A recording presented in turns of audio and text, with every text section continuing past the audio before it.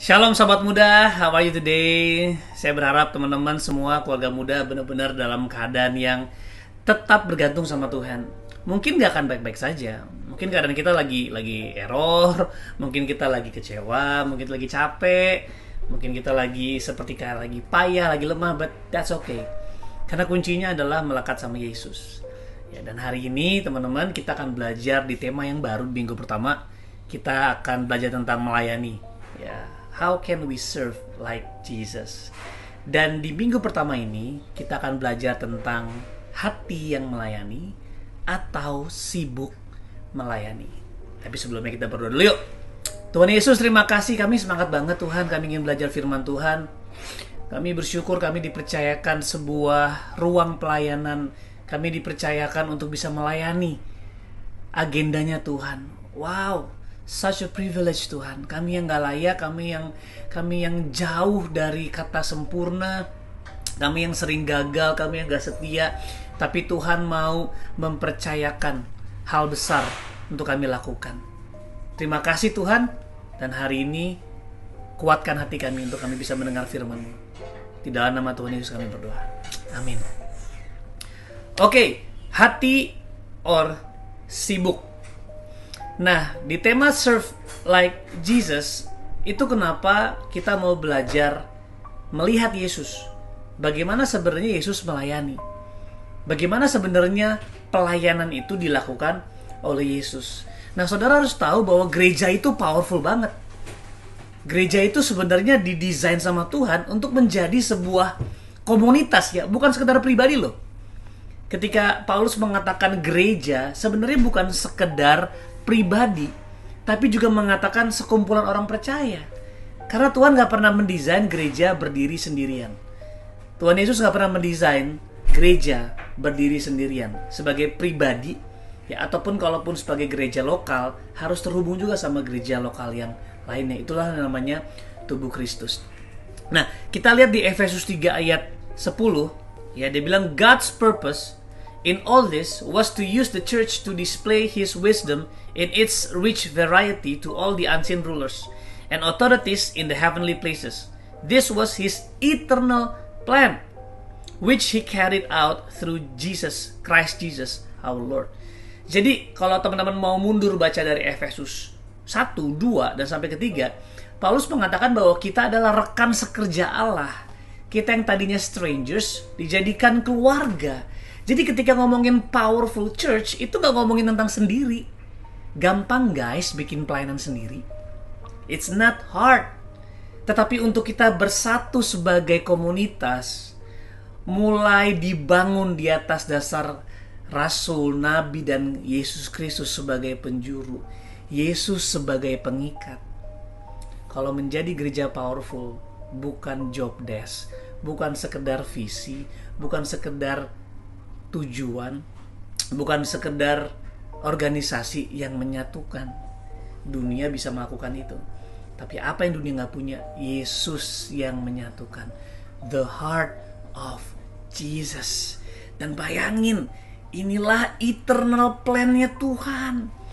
Inilah rencana akhirnya tuh, rencana dalam kekekalannya Tuhan untuk menggunakan gereja sekumpulan orang-orang percaya, bukan sekedar seorang pribadi, untuk menunjukkan wisdom dalam keanekaragamannya kepada unseen rulers. Apa sih unseen rulers? Nah, kita mengatakan bahwa perjuangan kita bukan melawan daging. Perjuangan kita bukan melawan sesama tubuh Kristus. If you don't have the right enemy, you will have wrong enemy. Kamu akan bertanding sama gereja lain, bahkan kamu melawan sesama tubuh Kristus. Yang harusnya kita bisa bersatu untuk menunjukkan wisdom. Teman-teman tahu nggak bahwa bumi ini diciptakan dengan hikmat Allah? Jadi dengan hikmat, you can do so many things. We can do impossible things melalui wisdom yang Tuhan kasih. Dan ternyata ada wisdom yang Tuhan percayakan dalam gereja Tuhan. Makanya kenapa gereja pecah? Kenapa orang mulai malas gereja? Karena memang tidak mudah. It's not easy. Nanti kita akan belajar why it's not easy. Tetapi it will be powerful if churches can get together. Bersatu, disatukan oleh apa? Yesus Kristus. Wow, saya bersyukur saya dididik begitu keras. Saya bersyukur beberapa dari teman-teman mengalami pendidikan yang begitu keras. Gak ada job desk, struktur gak begitu jelas. Ya, yang kita tahu cuma apa? Melayani dengan hati Yesus, melakukan apa yang di depan mata. Yang lain butuh bantuan, kita lakukan tanpa harus mengatakan ini bukan job desk gua. When we have the heart of Jesus, you will serve like Jesus. Semua sistem perlu, SOP perlu, job desk sangat perlu. Saya merasakan ada kesulitan tanpa job desk, tetapi kita akan, kalau semua punya hatinya Yesus. Dan kita akan belajar 4 hal. Yang pertama, perintah, ya. Yang kedua, respon. Baru yang ketiga, hati. Dan keempat, dampak. Wow, kita akan belajar yang pertama, yaitu perintah. Teman-teman sadari bahwa melayani itu bukan sekedar pilihan sebenarnya. Pelayan itu perintah loh. Kalau kita melayani Yesus, if you call yourself as a Christian, you have to serve. You have to serve. Nah, kita mengatakan sama seperti anak manusia datang bukan untuk dilayani, melainkan untuk melayani dan untuk memberikan nyawanya menjadi tebusan bagi banyak orang. Menjadi tebusan. So, pelayanan itu concerning salvation. Ya, saya tahu kita melayani di kantor, melayani untuk bos kita yang terbaik. Ya, itu diperlukan. Tetapi pelayanan yang Tuhan maksud, melayani dalam kepentingan kerajaan sorga, concerning salvation, yang menghubungkan kepada keselamatan, kepada Yesus Kristus, memperkenalkan Yesus. Itu kenapa gereja yang paling dibutuhkan. Teman-teman boleh terlibat dimanapun, boleh terlibat di kantor, pelayanan misi di pekerjaanmu, mungkin dalam setiap kantor kan ada pelayanan kemanusiaan, sosial, itu perlu. Tapi yang Yesus inginkan sebagai eternal plan adalah gereja lokal atau komunitas lokal yang pusatnya Yesus Kristus. Makanya aku bilang tadi, it's not easy menyatukan ini. Karena gak ada kepentingan. Semua cuma kepentingan Yesus. Ketika ada kepentingan pribadi, ego pribadi, rusak. Makanya orang akhirnya keluar dari gereja, bikin pelayanan di luar yang gak berhubungan dengan gereja lokal atau komunitas lokal. It's easy, but it's not easy to serve as a body of Christ. Si kelingking harus nyadari dia kelingking, telunjuk harus nyadari dia telunjuk. Itu kenapa mata harus jadi mata, telinga jadi telinga, kaki jadi kaki. Tapi banyak kaki pengen jadi telinga, ya kan? Dengar pakai kaki gimana coba? Makanya butuh banyak hal. Dan itu kenapa seperti anak manusia, Matius 20:28. Sama seperti Yesus datang bukan untuk dilayani. Ini the first mentality that we need to have. Serve like him. Ya, sama seperti anak manusia datang bukan untuk dilayani. Man, this is the cry of my heart. Kalau aja semua orang punya hati yang maunya cuma melayani, bukan dilayani, konflik, tension, problems, itu akan semakin jauh. Makanya ketika sesuatu terjadi, Tuhan sedang menyadarkan, apakah kita mulai pengen dilayani atau kita pengen melayani? Simply, I wanna serve. Yohanes 20:21. Sekali lagi kita ngomongin perintah. Dia bilang, sama seperti Bapa mengutus aku, demikian juga aku sekarang mengutus kamu. Sama seperti Bapa mengutus Yesus. Yesus datang untuk melayani. Sama, Yesus juga akhirnya mengutus kita untuk melayani. Yang kedua, respon.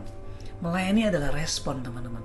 Kalau kita nggak menjadikan pelayanan respon, kamu akan mati. Responnya bukan terhadap gembala yang telah hidup buat kamu, bukan. Responnya bukan sekedar karena ada kakak-kakak rohani kamu yang pernah melayani kamu, memperkenalkan Yesus bagi kamu, lalu kamu mengatakan, I do this for him, for her. You will die, guys. Selama manusia jadi tujuanmu, you will be disappointed. Kamu akan kecewa. Tapi responnya karena Kristus. Kita semua disatukan karena Kristus, teman-teman. Makanya 2 Korintus 5:15. Dan Kristus telah mati untuk semua orang, supaya mereka yang hidup tidak lagi hidup untuk dirinya sendiri, Wah, saya sempat terjebak, teman-teman. And it's good, makanya Alkitab mengatakan di Amsal, seseorang diuji ketika mendapatkan posisi. Ya, ketika seseorang mendapatkan pujian. Amsal 27:21 kalau nggak salah. People are tested by the praise. Kalau nggak ada uang, gampang orang humble. Nggak ada posisi, gampang orang humble. Nggak ada pengikut, gampang orang humble. Nggak ada jabatan, gampang orang humble. Tetapi dirinya sesungguhnya akan keluar ketika dikasih posisi, dikasih uang, dikasih keterkenalan, dikasihkan jabatan. Lihat bagaimana dia menjalani kehidupannya. Itu kenapa it's not easy. Ya, kita harus mati untuk Kristus dan hidup untuk Kristus, dan tidak hidup untuk dirinya sendiri. Makanya Kristus telah mati untuk semua orang, supaya mereka yang hidup di dalam Kristus tidak lagi hidup untuk dirinya sendiri, tetapi untuk Dia yang telah mati dan telah dibangkitkan untuk mereka. Teman-teman, kalau kita masih ngerasa kayak beban, maka kita harus istirahat. Penting banget break sejenak. Lihat dirimu. Apakah kita terbeban? Apakah pelayanan jadi beban? Kalau sudah jadi beban, berarti antara salah fokus, bukan fokus sama Tuhan, bukan jadi respon, tapi jadi tugas. Kalau tugas capek, apalagi di gereja. Ini melayani dengan sukarela. Udah gitu, menghadapi perintah-perintah, menghadapi ekspektasi, mati, saudara. Saudara, saya juga kalau nggak jaga hati, mati. Semua orang seperti punya ekspektasi. Beberapa orang belakangan terbuka sama saya. Dia kecewa sama saya. Saya terima kasih banget teman-teman terbuka, dan kita akhirnya rekonsiliasi. Tapi banyak orang punya ekspektasi. Dan kalau saya jadikan itu tugas, saya akan mati. Tapi no. Cinta mengubah beban menjadi sebuah kesukaan. Cinta mengubah beban menjadi sebuah kesukaan. Kalau itu kamu terbeban, antara kita ada salah di hati kita, atau kita tidak fokus kepada Kristus. Kita tidak menjadikan pelayanan sebuah respon lagi, tapi tugas dan tanggung jawab gereja, organisasi. Saudara capek saudara, ya. Tetapi tugas, the job desk, tanggung jawab, mengubah kesukaan menjadi sebuah beban. Kalau cinta mengubah beban menjadi sebuah kesukaan, sedangkan tugas mengubah kesukaan menjadi sebuah beban. Itu kenapa kalau kita belajar dari kisahnya Yakub. Yakub itu pengen dapat Rahel, dia jatuh cinta sama Rahel. Sampai dia rela bekerja 7 tahun. Asal teman-teman saudara-saudara tahu, dia ditipu sama Laban, tapi dia rela bekerja 7 tahun. Orang yang bekerja dengan sukarela dan karena cinta, dia rela ditipu. Dia rela dimanfaatkan. Dia rela dipergunakan karena dia melakukannya dengan cinta. Kita lihat ya Kejadian 29 ayat 20. Jadi bekerjalah Yakub 7 tahun lamanya untuk mendapatkan Rahel. Lu pernah kan ngerasain jatuh cinta, pengen mendapatkan seseorang, lu kompromiin banyak hal kan? Gak apa-apa deh, tiba-tiba kelemahannya lu bisa terima karena lu lagi fall in love. Tapi ketika hubunganmu udah gak lagi karena cinta, kekurangannya menjadi masalahmu, kelemahannya kamu permasalahkan, perbedaan jadi masalah. Tapi cinta menyatukan perbedaan. Kalau udah mulai berbeda menjadi masalah, udah bukan cinta menjadi pusat. Makanya bekerjalah Yakub 7 tahun lamanya untuk mendapatkan Rahel itu. Tetapi yang 7 tahun itu dianggapnya seperti beberapa hari saja karena cintanya kepada Rahel. Jadi cinta mengubah yang tadinya 7 tahun menjadi sebentar. Bayangin saudara. Makanya Kolose 2 ayat 23 mengatakan, apapun juga yang kamu perbuat, perbuatlah dengan segenap hatimu seperti untuk Tuhan dan bukan untuk manusia. Ya, Yakub mencintai Rahel. Dia melayani Laban. Laban tuh melambangkan apa sih? Mungkin orang tua kita, pekerjaan kita, pelayanan kita, tanggung jawab kita. Dan kalau kita melayani dengan beban, berarti tidak ada cinta di situ. Tapi Rahel siapa sih? Rahel itu kayak Tuhan kita. Kita pengen mencintai Tuhan. Kita pengen menunjukkan cinta kita sama Tuhan. Meresponi cinta kita ke Tuhan. Dengan apa? Apa yang ada di sekitar kita. Mungkin Laban hari ini. Orang tuamu yang gak sempurna. Pekerjaan-pekerjaan yang mungkin kamu gak suka. Pelayanan yang mungkin kerasanya kok banyak orang-orang yang gak cocok. Beberapa tanggung jawab. Tapi if you do it for God. Dan karena cinta. Cinta mengubah beban menjadi kesukaan. Teman-teman, kalau kita nggak lakuin dengan cinta, mendingan kamu berhenti. Kamu stop dulu sejenak. Perbaiki hatimu, perbaiki responmu. Supaya kembali kamu melakukan karena mengingat apa yang Yesus telah lakukan. I wanna serve God with everything that I have. With everything that is in my hand. Dengan apa yang ada di tangan saya, apa yang di depan mata saya mau lakukan dengan segenap hati. Nah, ini sampai kepada yang paling penting. Yang ketiga, it's talk about the heart. Kata Petrus kepadanya ketika Yesus membasuh kaki Petrus, pengen membasuh kaki murid-muridnya. Teman-teman, Yesus yang sempurna, dia berlutut, dia menanggalkan jubahnya. Kamu gak akan bisa basuh kaki orang kalau masih pakai jubahmu. It's me, it's about me, it's about me, it's about me, and me. Tinggalkan jubahmu, jabatanmu, posisimu, tanggalkan. Yesus menanggalkan sebagai bentuk. Filipi 2 ayat 5. Hendaklah kamu dalam hidupmu bersama memiliki pikiran dan perasaan seperti Yesus, yang walaupun dia Allah tapi dia menanggalkan kealahannya, tidak menganggap sebagai suatu kesetaraan. Dia mengambil rupa seorang hamba. And this is it. Yesus melakukannya ketika dia melayani murid-muridnya. Dia menanggalkan jubahnya, dia submit. Yesus submit to his disciples. Kristus juga submit kepada jemaatnya kan. Kita bilang tentang perkawinan Efesus 5. Ya, suami-suami kasihlah istrimu sama seperti Yesus mati buat jemaatnya. Submit. Walaupun dia Tuhan, dia submit untuk melayani jemaatnya. Bukan kayak, hey, I'm God, I'm leader, you need to serve. No, dia gak dengan mentalitas itu. Dia tanggalkan jubahnya, dia berlutut, dan dia basuh kaki. Dan Petrus bilang, engkau tidak akan membasuh kakiku sampai selama-lamanya. Tapi jawab Yesus, jikalau aku tidak membasuh engkau tidak mendapat bagian dalam aku. Can you see? Ini seperti kayak, saya nggak bilang formula, but there is power in serving. Makanya dia bilang, kalau aku tidak membasuh kamu, dengan kata lain, kalau aku tidak melayani kamu, kamu tidak menerima bagian dari aku. Jadi kenapa Yesus melayani? Karena dengan melayani, Jesus is releasing something.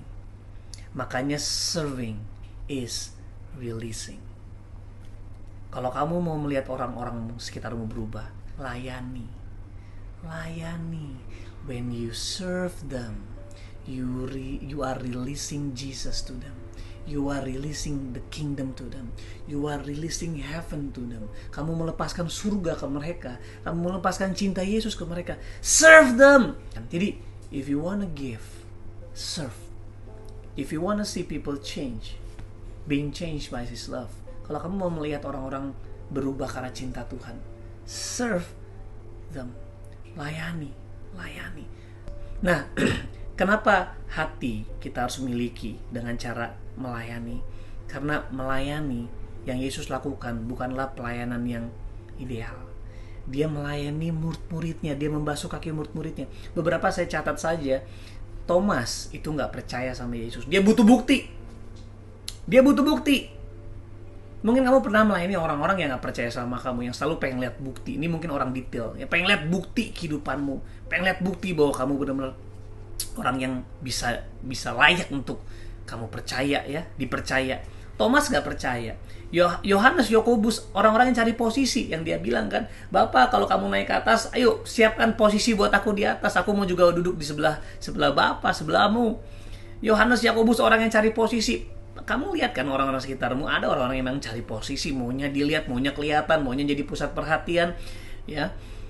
Petrus ambisius, egosentris, selalu mau jadi pusat perhatian. selalu mau jadi yang terdepan, selalu mau jadi yang memimpin. Dia palsu, dia tidak menyadari keadaan emosinya ketika Yesus bilang kamu akan mengkhianati. Nggak mungkin, saya nggak mungkin mengkhianati.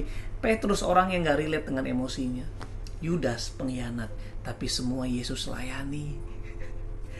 Yesus layani loh. Yudas yang Yesus tahu akan mengkhianati dia tetap serve. Saya yakin bahwa kematian Yudas bukan dalam rencana Tuhan. Walaupun pengkhianatan Yudas ada dalam rencana Tuhan, tapi Yesus dia tetap serve. Dia mau release life. Saya nggak tahu, ini opini saya. Ya, semestinya ya Yudas tidak mati bunuh diri. Tapi ketika ketika Yesus melayani, dia melepaskan cintanya. Makanya ketika Yudas mengkhianati Yesus, hatinya hancur. Cintanya Yesus bertabrakan dengan pengkhianatan dia. Lalu dia merasa, wah nggak mau. Dia buang itu uang. Dia buang ya kepada ahli-ahli agama, ahli Farisi, kepada imam-imam dia buang. Tapi di situ dia tidak mendapatkan sebuah pertobatan, tidak mendapatkan sebuah rekonsiliasi kepada hatinya. Akhirnya dia mati bunuh diri. Tapi sebenarnya waktu Yesus melayani, dia melepaskan cinta itu yang Yudas sadari. Tapi Yudas gagal menyadarinya. Dia gagal untuk menyadari bahwa Yesus siap loh untuk mengampuni kamu. So teman-teman, bisakah kamu melayani orang-orang sekitarmu yang belagu, yang sombong? Kita tahu kita semua gak lahir dalam keadaan yang baik. Ada yang pengennya dilayani, ada yang pengen mendominasi, ada yang gampang tersinggung, ada yang sulit berhubungan. Kita berhubungan dengan kita semua. Makanya bisa gak kita melayani seperti Yesus? Melayani yang tidak sempurna, bahkan melayani musuh. Dengan kata lain, melayani seseorang yang Yesus tahu akan meninggalkan dia, akan mengkhianati Yesus. Dan yang terakhir, tahu gak kenapa pelayanan itu atau melayani dampaknya besar sekali? Besar sekali. Yesus mengatakan gini, supaya mereka menjadi satu, sama seperti aku menjadi satu. Supaya apa? Supaya dunia tahu.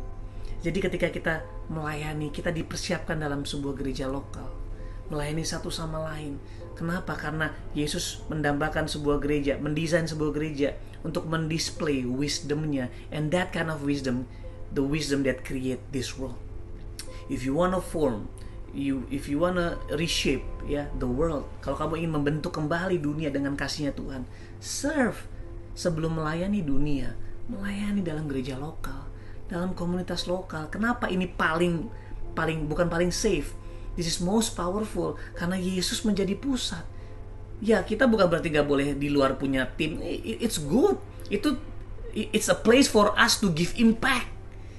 Tetapi untuk membuat kita diubahkan di dalam gereja lokal. Teman-teman jangan lari. Ayo, come back here. Ya, izinkan kita sama-sama ditajamkan besi menajamkan besi.